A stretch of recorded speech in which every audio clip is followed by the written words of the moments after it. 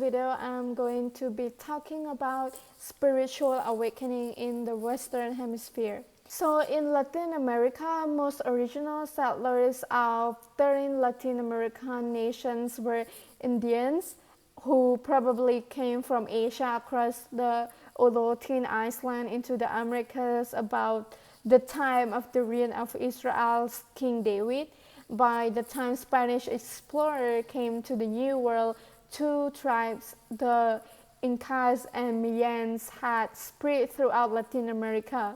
And early Spanish explorers were Roman Catholics who converted the Indians to Catholicism.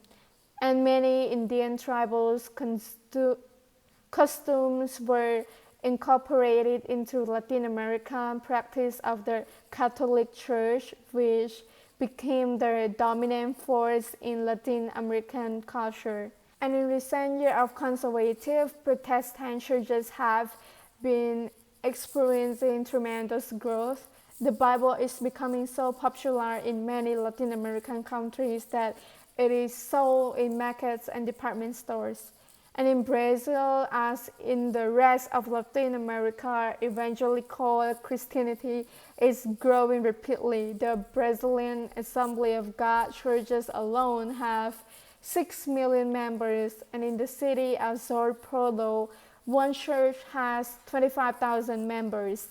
When its new building was under construction, someone asked how many pews were being purchased for the building, and the reply was 1.5 miles, 2.4 kilometers.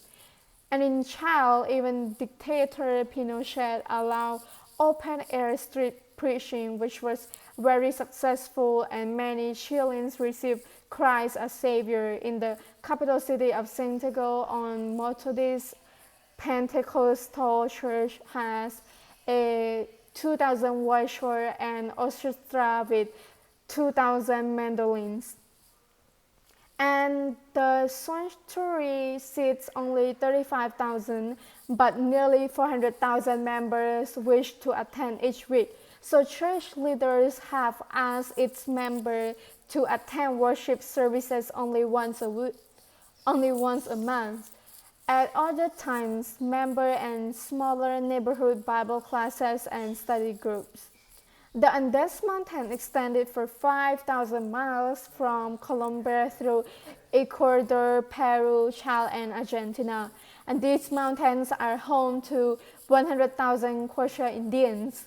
And between 1945 and 1970, there were only about 300 converts to Christ among Quechuas, and during the 1970s, the Quechua church grew to 30,000, and by the 1980s, there were more than 80,000. And these Quechua believers, most of whom are peasant farmers, are willing to walk for days over roofs like mountain terrain to share Jesus Christ with other Quechuas.